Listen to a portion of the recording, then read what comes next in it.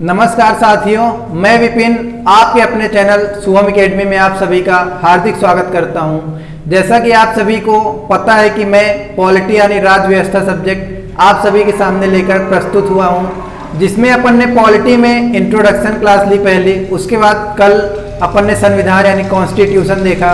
उसी कड़ी को आगे बढ़ाते हुए आज मैं अनुसूची यानी शेड्यूल टॉपिक को लेकर आप सभी के समक्ष प्रस्तुत हुआ हूँ, जिसमें से अनुसूची के बारे में आज अपन पूरा डिस्कस करेंगे। मूल संविधान में कितनी अनुसूचियाँ थी, वर्तमान में कितनी हैं, किसमें कितना संशोधन हुआ, ये सारी जानकारी अपन इस वीडियो के माध्यम से देखेंगे। So let's start. बात करें अनुसूची की, अनुसूची को इंग्लिश में शेड्यूल कहा जाता है। बात करें मूल संविधान की, तो मूल संविधान में 8 अनुसूचियाँ थी। संविधान जब बना था तभी अनुसूचियों को जोड़ दिया गया था। उसके बाद बात करें वर्तमान की, तो वर्तमान में 12 अनुसूचियां हैं, मतलब 8 + 4 अनुसूचियां बाद में जोड़ी गई। वो सारा अपन डिस्कस करेंगे, किस संविधान संशोधन के तहत कौन सी अनुसूची जोड़ी गई।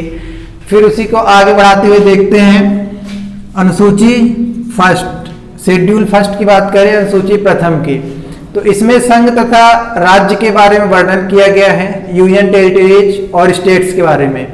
उसके बाद बात करें अनुसूची दूसरी या शेड्यूल सेकंड, जिसमें वेतन यानी सैलरी की बात की गई है, संवैधानिक पदों पर आसीन व्यक्तियों के वेतन की बात की गई है।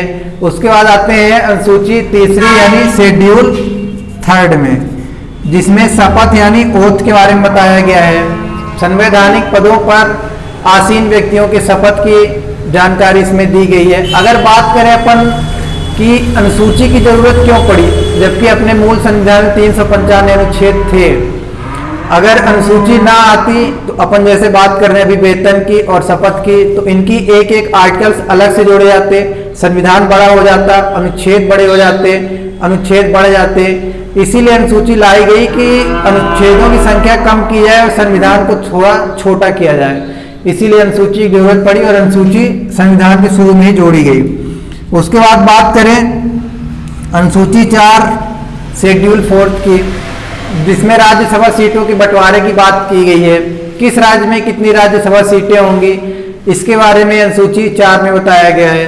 उसके बाद बात करें अनुसूची 5 यानी शेड्यूल फिफ्थ, जिसमें ST SC के प्रशासन की बात की गई है, schedule tribe schedule caste, administration, प्रशासन को इंग्लिश में एडमिनिस्ट्रेशन बोला जाता है। उसके बाद बात करें अनुसूची 6 की, जिसमें असम, मिजोरम, त्रिपुरा और मेघालय की बात की गई है। ये 4 राज्यों को स्पेशल प्रोविजन रखा गया है अनुसूची 6 में। अगर ये स्टेट दिखते हैं तो अनुसूची 6 टिक करेंगे, अदरवाइज अनुसूची 5 टिक करेंगे। उसके बाद बात करते हैं, इसकी एक मैंने ट्रिक बनाई है, अमित रिया मेघालय गए, जिसमें से अपन A से देखेंगे तो असम आ जाता है। उसके बाद MI 2 लेटर्स जोड़ के देखते हैं तो मिजोरम शब्द बन जाता है। उसके बाद TRI 3 लेटर्स लेके देखते हैं तो त्रिपुरा बन जाता है, और ये मेघालय है ही। ऐसे करके अपन आसानी से चारों स्टेट को याद रख सकते हैं। वैसे देखेंगे तो भूल भी सकते हैं, लेकिन अमित रिया मेघालय गए इस ट्रिक से याद करेंगे तो याद रहेगा। उसके बाद फिर आते हैं अनुसूची 7 में, जिसमें संघ सरकार, राज्य सरकार और ये समवर्ती सूची, जिसमें संघ सरकार, राज्य सरकार और दोनों मिलकर कानून बनाएंगी। जिसमें संघ सूची की बात करें यूनियन लिस्ट की, जिसमें यूनियन गवर्नमेंट या संघ सरकार कानून बनाएगी। राज्य सूची की बात करें स्टेट लिस्ट की, जिसमें स्टेट गवर्नमेंट, राज्य सरकार कानून बनाएगी। बात करें समवर्ती सूची की, कंकरेंट लिस्ट की, तो इसमें संघ तथा राज्य सरकार दोनों मिलकर कानून बनाएंगी। अगर संघ सरकार इस पे कोई कानून बनाती है और राज्य सरकार एक विषय के लेके दोनों कानून बनाते हैं, तो वहां पे संघ सरकार का कानून सुप्रीम माना जाएगा या उसे महत्वपूर्ण माना जाएगा, फिर वहां पे राज्य सरकार का कानून समाप्त हो जाएगा। उसके बाद बात करें अगर राज्य में अपने आर्टिकल 352, 356 और 360 लागू है। नेशनल इमरजेंसी, प्रेसिडेंट रूल और फाइनेंशियल इमरजेंसी, राष्ट्रीय आपातकाल, राष्ट्रपति शासन और वित्तीय आपातकाल लागू है, तो वहां पे फिर कानून बनाने का अधिकार संघ सरकार को हो जाता है, वहां राज्य सरकार कानून नहीं बना सकती है। अगर इन तीनों आर्टिकल्स में से कोई एक आर्टिकल लागू है उस पर फिर संघ सरकार कानून बनाएगी।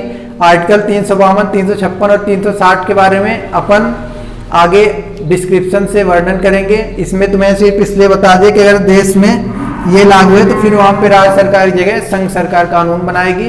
इसके बाद 2 आर्टिकल सभी देखते हैं, अनुच्छेद 249 और 248। तो इसके आगे देखते हैं अपन अनुच्छेद 249 में किसको क्या स्पेशल पावर दी गई है। बात की जाए अगर राज्यसभा और लोकसभा की, कुछ केसेस में राज्यसभा को पावर है, कुछ केसेस में लोकसभा को। अनुच्छेद 249 की बात की जाए तो यहाँ पे राज्यसभा को एक पावर ये दिया गया है कि अगर राज्यसभा चाहे तो 2/3 मेजोरिटी से या बहुमत से पास करके किसी विषय को स्टेट लिस्ट के विषय को यूनियन लिस्ट में डाल सकती है, नेशनल इंटरेस्ट राष्ट्र हित में घोषित करके, और उस पर 1 साल कानून फिर संघ सरकार बनाएगी। वहाँ पे फिर राज्य सरकार के तुरंत प्रभाव से वो लिस्ट हट जाएगी। उसके बाद बात करें अनुच्छेद 248 की, अनुच्छेद 248 आर्टिकल 248, जो कानून संघ सूची, राज्य सूची और समवर्ती सूची में नहीं है उसमें फिर कानून बनाने का अधिकार संघ सरकार का है। या ये कहें कि जो कानून नहीं है संघ सूची, राज्य सूची, समवर्ती सूची में, तो उन्हें अवशिष्ट शक्तियों में डाल दिया गया है अनुच्छेद 248 में। उस पर फिर कानून यूनियन गवर्नमेंट या संघ सरकार बनाएगी। इसके आगे अपन कल देखेंगे। अनुसूची 7 तक हमने आज देखा है और आई होप कि वीडियो आप सबको पसंद आ रहा होगा और आप सभी का बहुत अच्छा रिस्पांस मिल रहा है, जिसका मैं अपने शब्दों को द्वारा बयान नहीं कर सकता है। इसी प्रकार के आप आशीर्वाद और प्यार बनाए रखिएगा। बहुत बहुत धन्यवाद। जय हिंद, जय भारत।